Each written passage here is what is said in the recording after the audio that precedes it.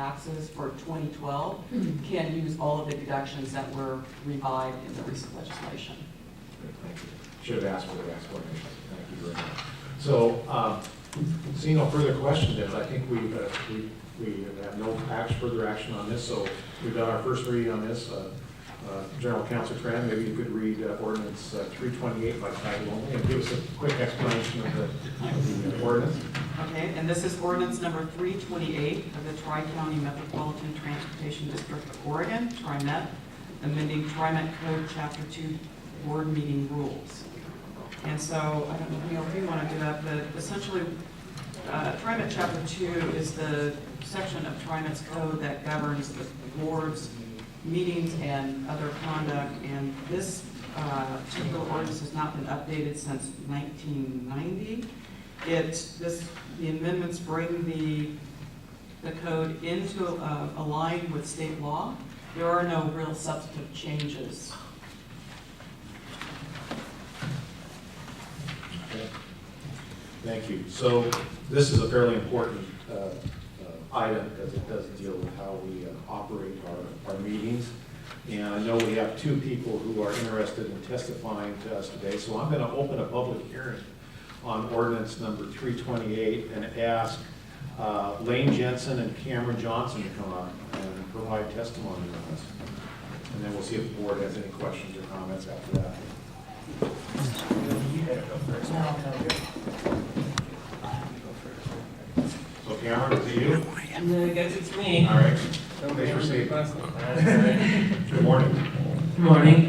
It's pretty much, I found out about this morning, so it kind of factored into what I was going to say anyways.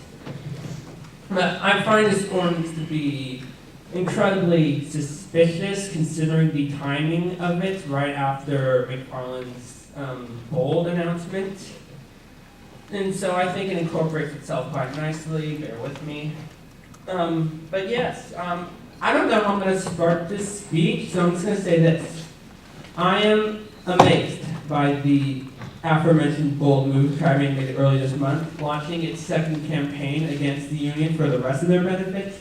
This may just be rhetoric, what you've stated, but my lord, does it expose a lot of what TriMet is thinking. The fact is that apparently riders are on the top of TriMet's hit list. Why is this? Simple. Fear factor.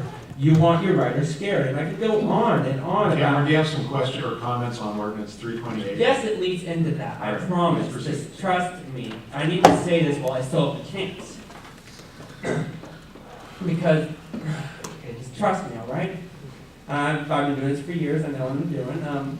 But the only thing that you've mentioned in your announcement is that either riders take the bullet or drivers fall on their sword. This, Mr. McFarland, is what you've echoed in your constant statements to the media. You immediately target the only two things preventing TriMet from non-existence and nothing else. I am in awe of not only what TriMet has said, but what TriMet has not said. Mr. McFarland, I am very curious. In your adventures with the media, have you, one, told them that you've had a recent 3% increase in your salary and now make nearly $250,000? Cameron, are you going to talk about ordinance 328? Yes, this does tie in. If you can just trust me, I will be able to get to it. Pretty disrespectful to have someone trying to interrupt my speech the only time I get to speak when they don't even know what I'm saying. I know it doesn't sound like it leads into this, but I know what I'm doing. If you could please let me speak, I would much appreciate it. And that may not sound like a lot to you and the board, but to people like me, it makes TriMet's claims of poverty insulting. Two, at least 55 non-union administrative employees make over $100,000 in salary. And at least 107 more make over $75,000 a year, Lord only knowing what kind of giant pensions await all of them. Three, that Fred Hansen, who doesn't even work for you, is still your second highest paid employee just off of his pension. Four, that the top 50 admin employees have received a combined total of $400,000 in raises and bonuses in just the past year, the same year you cut service and increased fares by your largest amount yet. And yet you lied to the public about being broke. You've already cut benefits of union employees and them alone, that you've charged large retroactive payments to them, that you've reduced pensions by hundreds of dollars, that some of these pensions are now only in the triple digits a month, which is less than you make in a single year. This may not be stuff you like to hear, but telling me that I have no right, that we should be controlled in what we have to say. I read the ordinance, it's not exactly fun. And then you effort to balance the budget to more things you might not want to hear. Now, if you thought about decreasing your salary and the salary from the top. Cameron, I'm gonna have to ask you to wrap up unless you've got some comments about ordinance 328. I do have some comments. All right, Please, we'll skip 30 this. more seconds, please. Okay, we'll talk about 30 more seconds. The fact that this is what you're telling everybody else, and yet you're trying to control what people say now. Jesus Christ. All right, so, you know what? All of us deserve the chance to hear what he has to say about all of this.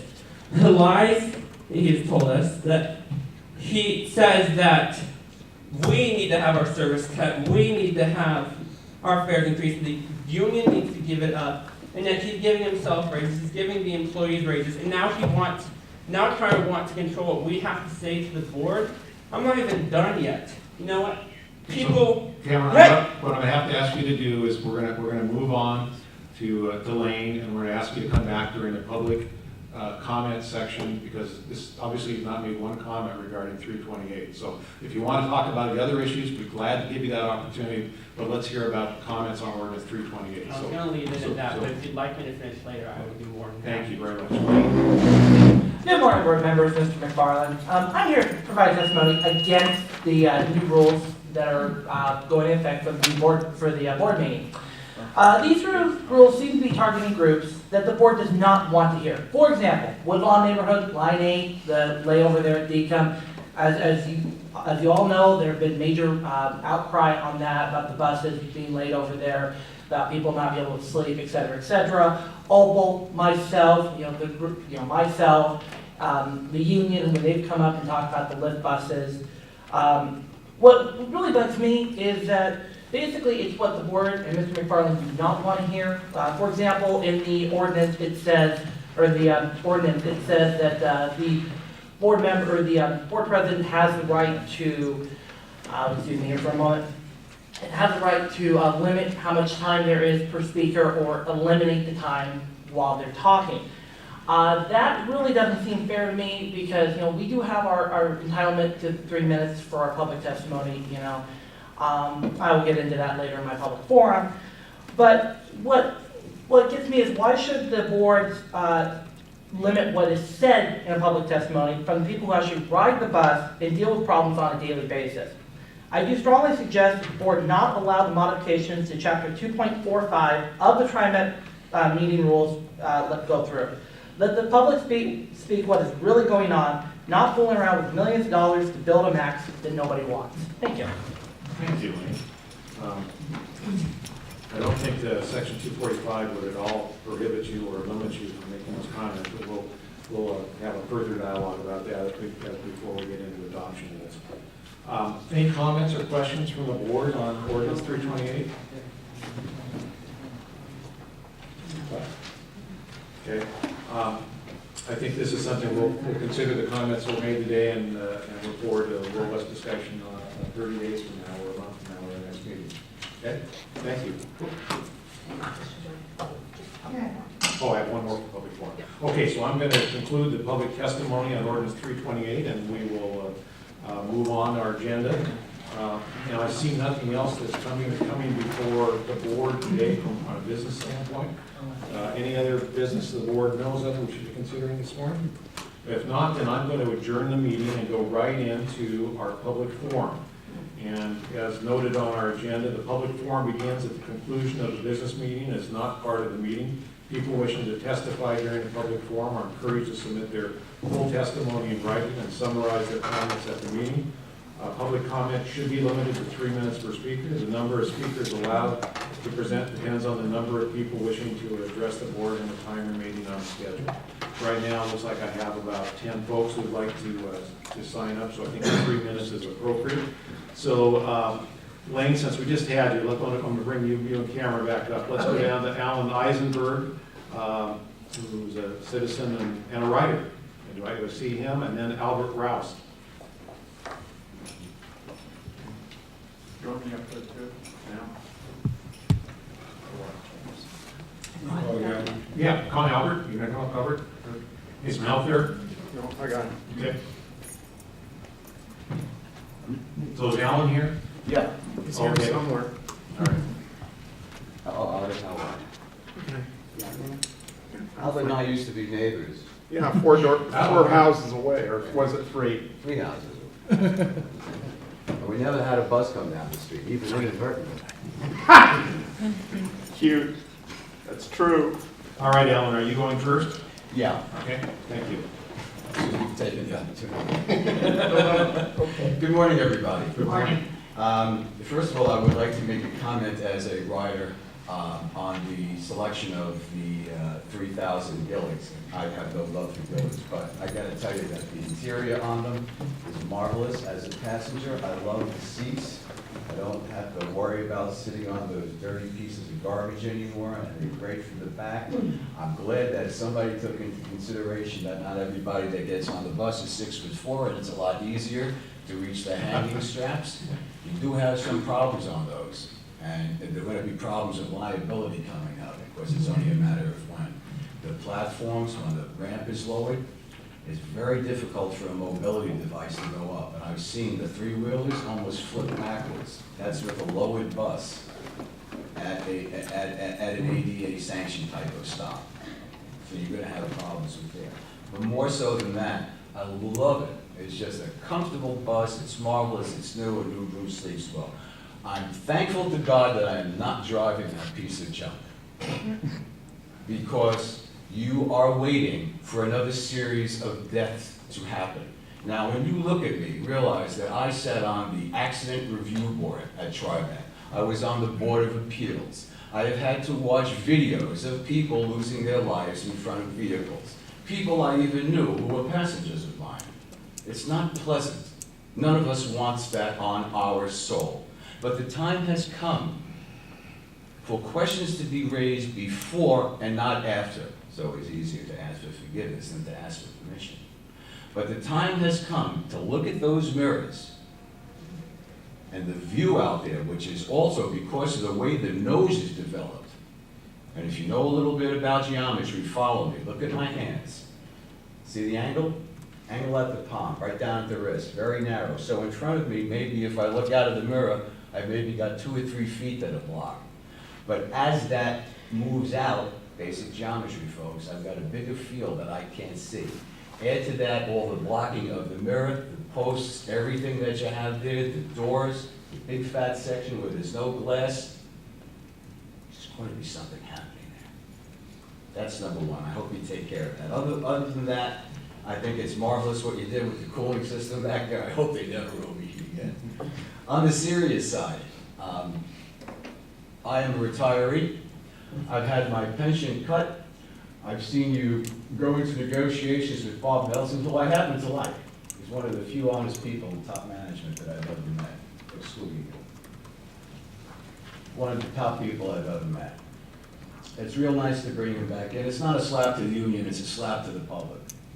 I will tell you that at negotiations under the Green Book contract, I have seen the general manager of TriMet get up and go, empty pockets. No, you don't. And then you have the nerve to go ahead and part-time hire somebody as a policy advisor between 50 and 72K a year, non-union. I thought we had the richest contract. Oh, I'm surprised. Can I apply for that? I can do it for less. I don't have to make up the $19 a month on Social Security, because I'm one of those people who's been cut back to 3 digits. I don't make 41. I don't make 4100 a week. And I'm glad that you do. And it's terrible what's happened. And all this comes down to one thing. You're not the boss. You are. You are responsible for it. It's time to bring in an oversight committee, and it's time to take this company from a position of number 25 in the nation back to number 1. If you were running a business outside of the world of TriMet, the way this is being run, you'd be out of business. I want you to seriously consider this is a $1.5 billion business that is being run into the ground. And if you think it's important to do all those things, other things, yes, they are. But more important is to pick that person up that's waiting at that stop for that bus to come. That is our mission, to provide safe and courteous service from point A to point B. Very simplistic. Are you almost wrapped up there? Yes, I am. All right. But it's time for the board to either run the company or hand in your resignations. all around. Thank you very much. Albert? Still putting my thoughts together. Regarding the series of buses that Alan was referring to, I wish TriMet would reconsider the safety features that used to be on all the other buses but are not on the newest ones. We can't all remember to reach high and grab one of the straps. There's several posts that are not on the new ones, that are on all of the others. And the idea of always having something in place where you've always expected it, and now it's not there. You have nothing to grab because those posts are not there. Anyway,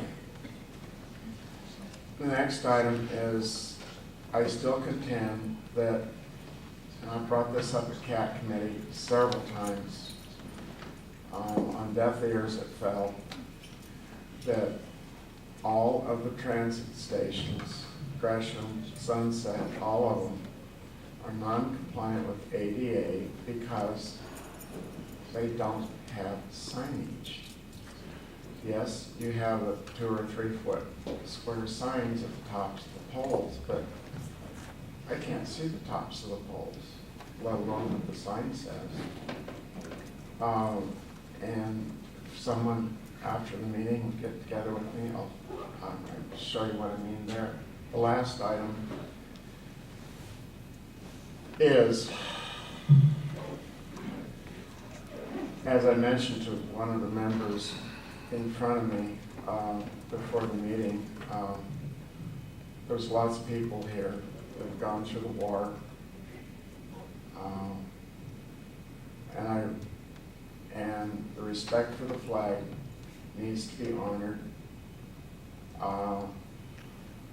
It should not be below your dignity to have pledge to the flag at the beginning of the meeting. We do that at the ATU meetings. Oral Hull Foundation for the Blind, of which I'm a board member. We do that at all of those meetings. There's lots of other organizations out there that also do it. I think it's important to respect the flag. Remember, in this country, we are allowed to have dissent as opposed to China, North Korea, other places that do not allow it at all. In fact, that's the quickest way to get in jail, is to say something the government does not like. If I could see, and I don't know if they're here, but if I could see Kelly Runyon and Shelley Lomax very briefly after the meeting, I'd appreciate it. Thank you. Thank you for coming. Appreciate your time and effort to get here and talk to us. So next to Chris Walker and Keith Schultz.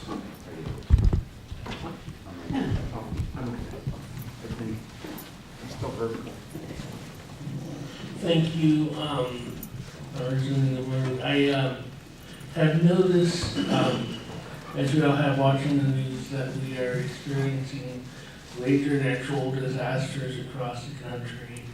And I'm just thinking in my head that one day we're going to get major earthquakes. And, you know, if you're on a bus, or if you're on a bus, or where the windows are, you know, nobody knows how to react to that type of thing. And it might be good or to have some sort of a training or whatever of what you're supposed to, you know, besides being panicked when it hits. It's just something that I've been thinking about. So, something to bring up with that. Yeah. Thank you, Chris. Yeah, I think we're very lucky here in terms of weather we have compared to other areas. And maybe, I don't know, Shelley, whether you want to share some of our emergency planning with Chris. I think we've got a pretty good contingency plan, I believe, to deal with unusual weather and emergencies. So thanks. We'll grab them after the Okay, thank you so much.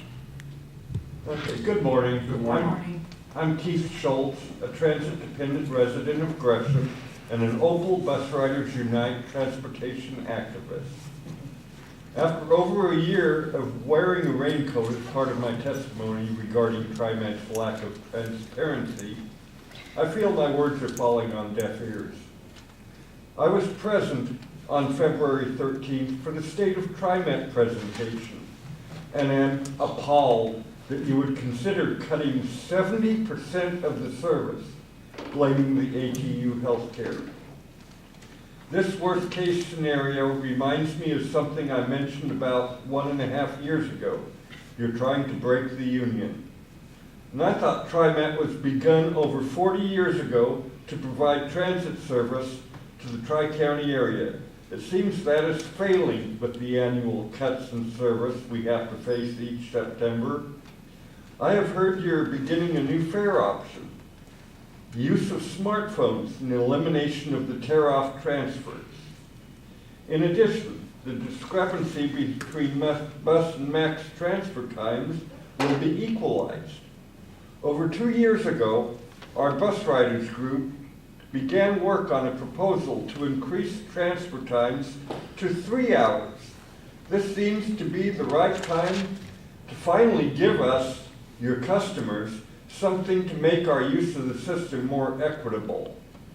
As for the smartphone app, what will happen to the transfer when your phone goes dead? Will charging ports be strategically placed around the metro area?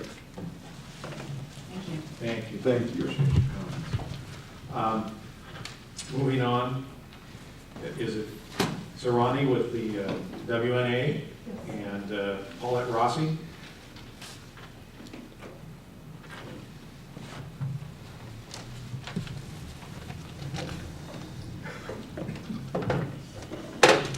Hello from Woodlawn. I left 2 messages for Tiffany. Did you get them? It is starting the 7th month for us. The best you people can do is before 7 and after 8, and it's weekends sometime in March. We challenged the claimed 60% cutback because that is very few buses in those times compared to the total. We rented equipment, I felt that maybe there was a difference in understanding of what I'm putting up with. And so I'm going to give you samples of normal drive-by, high idle, and those turbo-assisted starts. 3 to 4 buses out of every 5 use them. And when we've got multiple buses pulling forward to the next station, we can have multiple turbo-assisted starts in a very short period of time. This was taken at our bedroom window. My editing is poor, the player is not much, you miss the vibration, but maybe you can get the idea. I think your tactics, quite frankly, are cruel and despotic. No residential neighborhood should have to have this.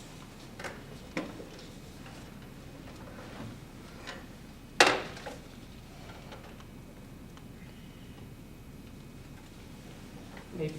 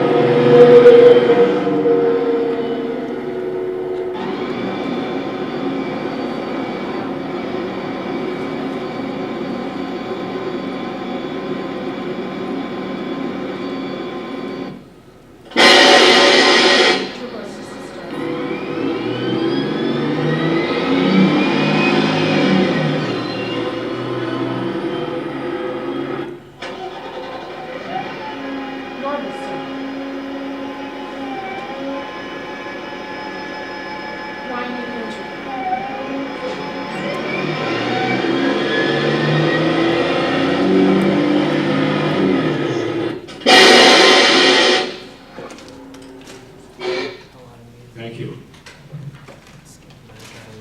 Hello, I'm Paulette Rossi. Over a decade ago, my telephone rang, and it was my friend Roberta. Paulette, did you see the front page of the Oregonian this morning? You mean that picture of the TriMet bus? It says, "Happy Birthday, Ruth." Yes, what'd you think of that picture? Well, Fred Hampson must be a really nice guy to do that for that lady. Yes, the Gee, what'd you think about that lady? She's 100 years old and she still rides the bus every day. She doesn't have a walker, she doesn't have an attendant. Paulette, that's it. That's gonna be us when we're 100. You put the blue light around it and that's gonna be us.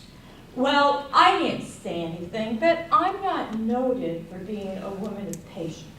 But what I was thinking was, Roberta, if you want me to wait till I'm 100 to have my name in lights, you've got a loose fuse.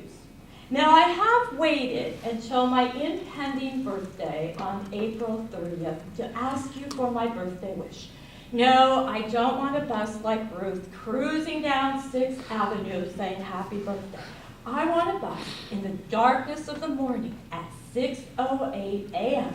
to come around the curve of Northeast 149th and Airport Way, and it says, Happy Birthday, Paulette, until it picks me up on Northeast 148th, and then as soon as it goes through the intersection, it goes back, click, 87 Airport Way, Park Rose Gateway Transit Center.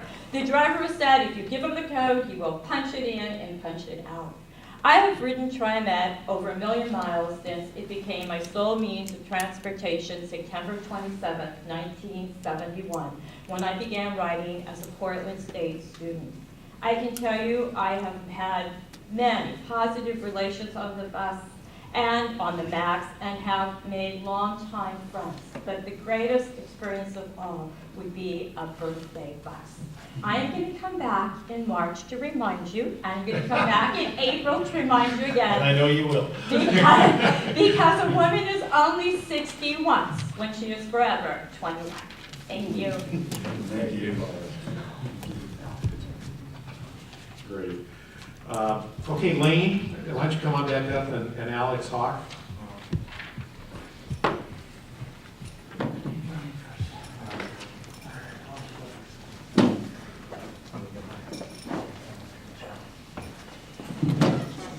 Well, good morning, everyone.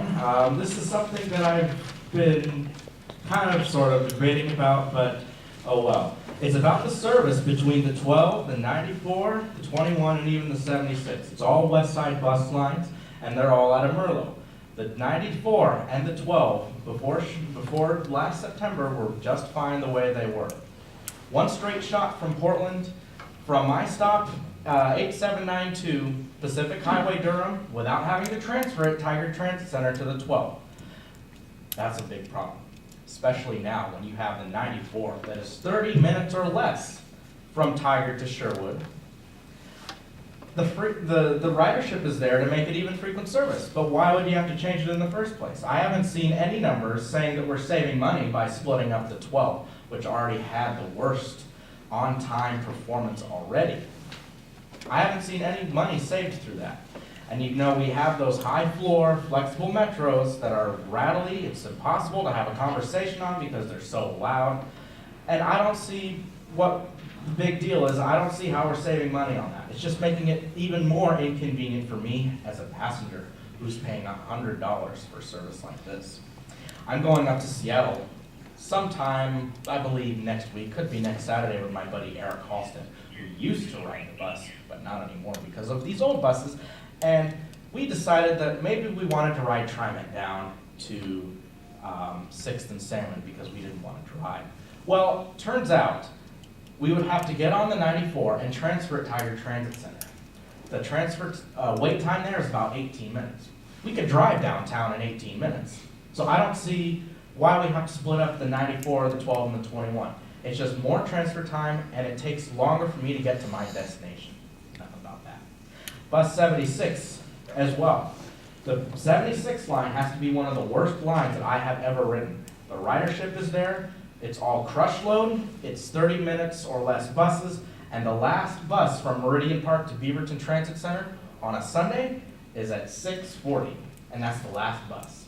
That's pretty terrible, if you ask me. So my thoughts has to be either we put the 12 back the way it was, make it go from Sherwood to Gresham, or make the 94, the 12, and the 21 frequent service, because these half an hour to an hour or 2 buses per hour, or 1 bus per hour in off-peak, especially at night, when I ride the 94 the most, unacceptable. That's another thing. The 76 needs to be frequent service as well. Sure, we have 2900s on it, so at least we're not baking in these old buses during the summer, but still, the ridership is there to make it frequent service, and the ridership is there to extend the service hours. Every time I'm on a 76, it's always jam-packed with a bunch of people, and when I arrive at Beaverton Transit Center on the max, and I need to catch a 76 because that's the closest stop to my house, it's always driving away. And then I have to wait another half an hour for a 76. Or I can wait for a 78 and have my dad pick me up at Tiger Transit Center. So those are my thoughts, thanks.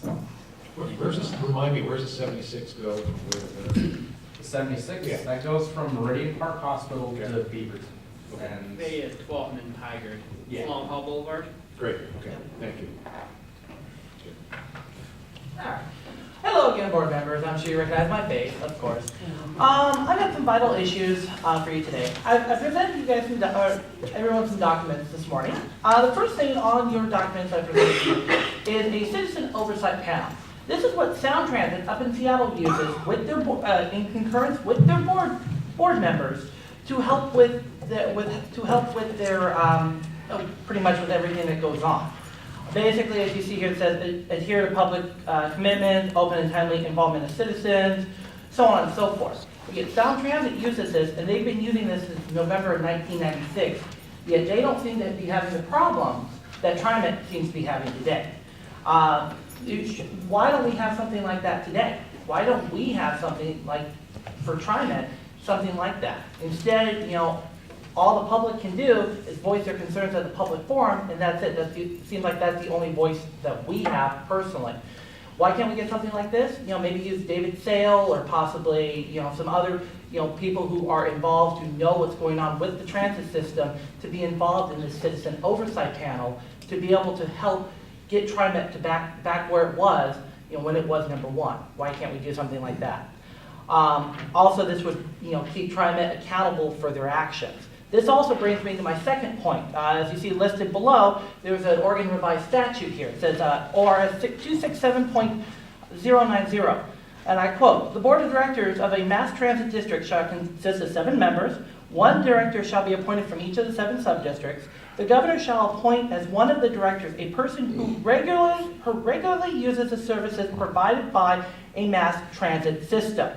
Now, as you see below that, there are comments from each board member from the Oregonian dated on June 12, 2012, I believe it was, yes.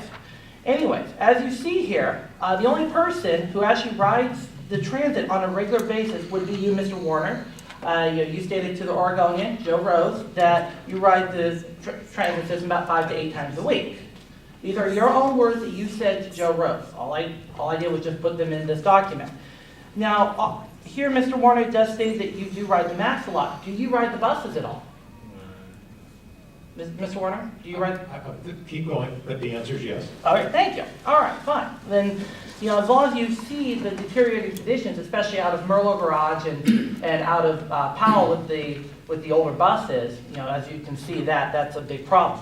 Also, my last point, as I see I'm running out of time here, February 13th, Mr. McFarland stated there was a SOS for TriMet, yet it's very funny to me, on the 3rd page you'll see a TriMet job opening that says, Manager, Portland Milwaukee Light Rail Startup, salary, you see the salary there, and then annually, $70,000 to $118,000 annually. Kind of confuses me why we're in a state of service, yet TriMet can afford to pay a manager over a 6-figure income. Seems a little fishy to me. Thank you. All right, last 2, I've got Joy La Rochelle. Did I pronounce that right? Joy, why don't you come on up? And Cameron, if you want to provide some additional comments, come on up again. You can go ahead and go first. I want to cut you off. Joy, nice to see you again. Thank you. It's nice to meet you. Thank you for giving me this opportunity again to speak to you and Mr. McFarland. What I want to do today is revisit a couple of issues that came up on our January board meeting. The one that I brought to you last month was on the brakes for our lift operators and using the INIT program. Now, I was told that it was not something that the INIT program had a way to build in the brakes. I have since learned that there could be a solution to that. And it would simply be a matter of giving it a ride number. Just, just like you're gonna have a pickup and drop off, put that ride number in there, give that operator a chance to take their break. They know that those are break times. Now, another thing in that whole picture is to make sure that, number one, there's no decode on board to do it. Number two, the best case scenario is not to have a rider on there at all.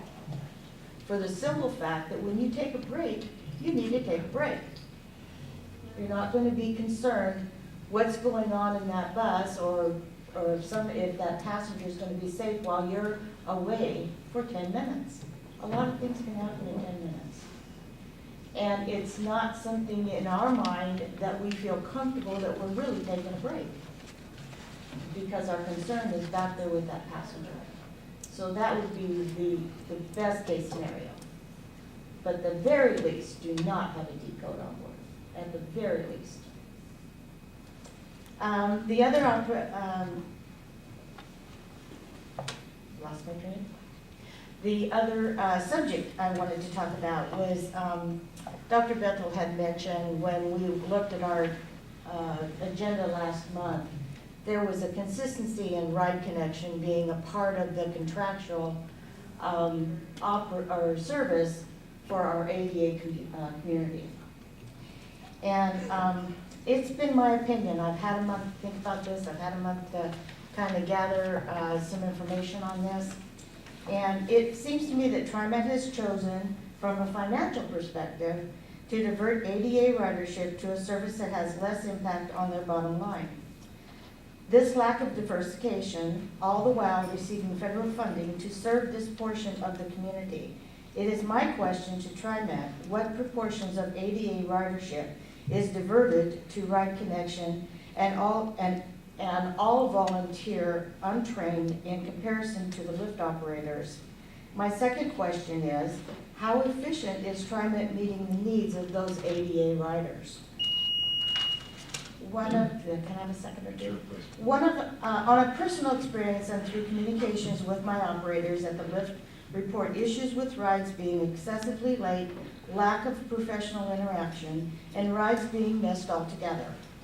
I would be willing to produce documentation that we at the lift group have a better than 90% average of proficiency in the lift service to the ADA community. These proficiencies include on-time performance and professional interaction with the customer. TriMet offers this program per federal financing, but does it meet the needs and goals of its ridership? It appears TriMet is offering an inefficient service in comparison to the LIFT program, and it appears this is saving their bottom line on the backs of those who need the service. For what it's worth, I take exception to the lack of concern for this community and to the lack of responsibility to honor contractual agreements that while having a consistent increase in their upper level management. Can we at least expect a reasonable burden in these difficult times? And that's all I have to say. Thank you. Good comments. And I know that staff has talked to our contractor on this, and maybe we can ask for a little update on that sometime in terms of where we are with your system. And I guess I'd say from the board standpoint, we are looking at all options for service provision. Obviously, providing the most cost-effective way is one of our criteria, and the customer service is another one. So, and I would just like to see a balance with that. Sure. I certainly would like to see the diversification and how that splits up. And I totally agree with Dr. Bethel that I'm very concerned about the percentage of those rides going in a direction that is not providing the service that we should be giving according to our federal mandate. Thank you. Cameron? First off, I almost can't believe I'm doing this, but I would like to apologize for my meltdown there. I don't apologize necessarily for what I said, but I completely lost my train of thought and I acted pretty boneheaded about it. I hope it didn't seem like I let my hubris get in the way of anything. But the fact of the matter is, that ordinance, it really does piss me off to be told that we need more control over the way we speak, especially after a time where people are really going to be upset with you, Mr. McFarland, because of what you've done and what your actions have shown. This isn't a good time. This isn't a happy time. And I have a list of questions here I wanted to ask you, but most of it has already been covered. We've already found out that you've given yourself a raise on your salary, that you make $250,000 a year, just about, I may be off a little bit, that you've given your top 50 employees $400,000 in raises.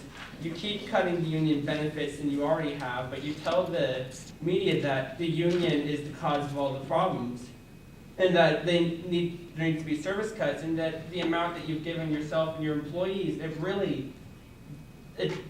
it's a spit in the eye. I'm right on this info, right? Because I've gotten the info from higher sources. Have you given your administrative employees a raise? You united? If you'd like to submit your questions, we have to read, but this isn't a response form.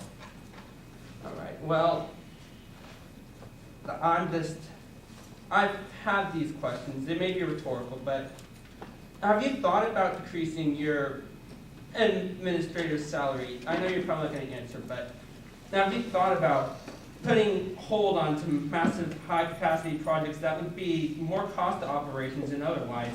Have you considered not hiring new employees the day after you say that service needs to be cut and the union needs to be cut? Have you thought about spending less time and money running what is ultimately smear campaigns and more time working on finding more sustainable ways to balance your budget that just might inconvenience you a little bit? You need to be moving heaven and earth to fix TriMet's management problems instead of only going after the people that aren't you.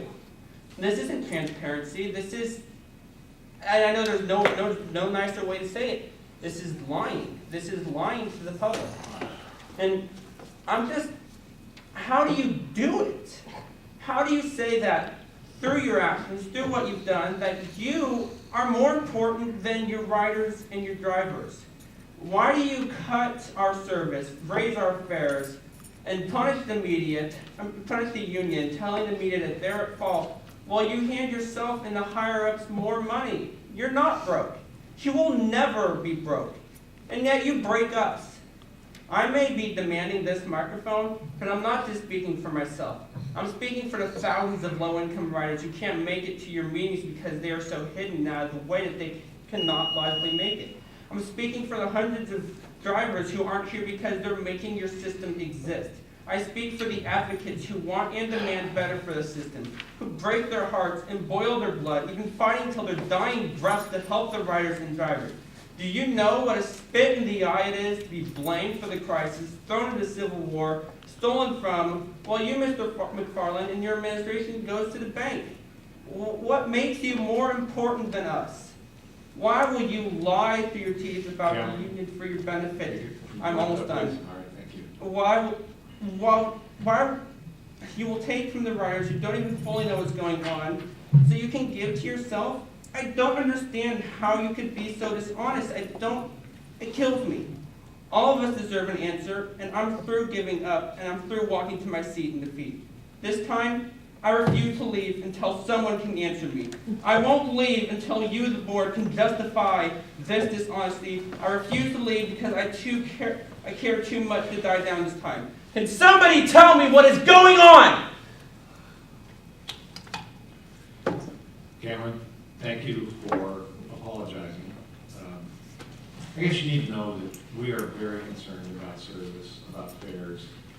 And you may not agree with the numbers, but I would love for you to take a hard look at our operating budget. I believe the numbers, and David, correct me if I'm wrong, about 87% of our operating budget is labor. Is that about the right number? And that is the driver of our costs. We want to provide attractive and wages for our employees and attractive benefits, but also need to have them be, affordable in the long term. So I hope that when we actually get into the budget, and I'm not looking for a dialogue and debate here, I just hope that we take a hard look at the budget, where our money actually goes, and how much money is actually being spent on administration overhead in this agency compared to the overall. I'm not gonna, we're done. We're done with the testimony. But I hope that we actually can have an honest dialogue about the money, where it is and where it goes, and get over the rhetoric that's going on here, because we do need to control our costs, or we will be on a path to continued service reductions and fare increases. It's as simple as that. I would love to talk to you about the budget. I don't hate you all. I mean, I'm pissed at you all. I'm pissed as all hell, but I don't hate anybody. But like I said, I'm not pulling these numbers out of my ass. He has given his employees more raises than the service cuts have cost. If you guys would like to give me an answer, I'm all for it. Thank you, But all I can get. The budget is pretty straightforward, so we'll look forward to that. Thank you. That concludes our public forum. Thank you.